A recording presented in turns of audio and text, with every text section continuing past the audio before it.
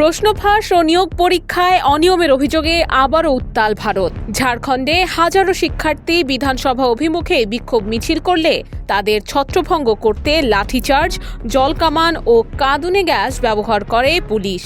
এতে নতুন করে প্রশ্ন উঠেছে, শিক্ষার্থীদের দাবির সমাধান কি আলোচনায় হবে নাকি আবারও উত্তপ্ত হবে পরিস্থিতি?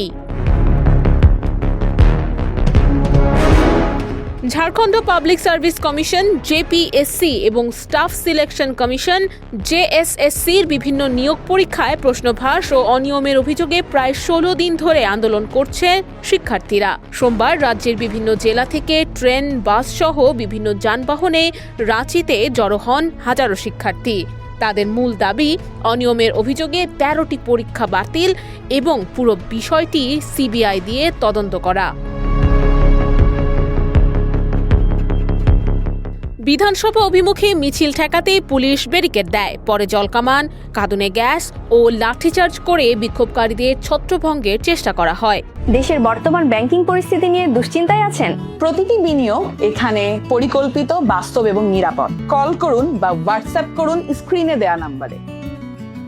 এর মধ্যেই নিয়োগ পরীক্ষায় অনিয়মের অভিযোগে জেপিএসসির সাবেক চেয়ারম্যান এল খিয়াংতেকে গ্রেপ্তার করেছে রাজ্য সিআইডি।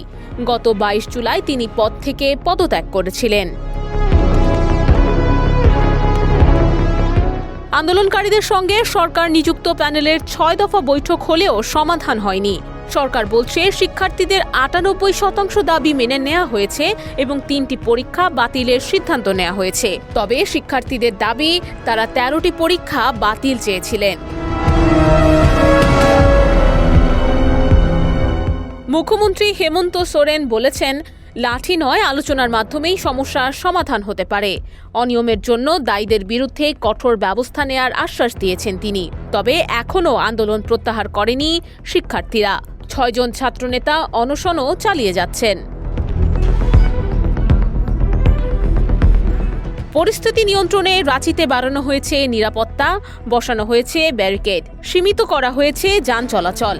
এখন দেখার বিষয়, আলোচনার মাধ্যমে এই সংকটের সমাধান হয় নাকি প্রশ্নফাঁসের অভিযোগে ঝাড়খণ্ডের শিক্ষার্থীদের আন্দোলন আরও জোরালো হয়। নুসরাত অনন্যা, ডেস্ক রিপোর্ট, এদিন।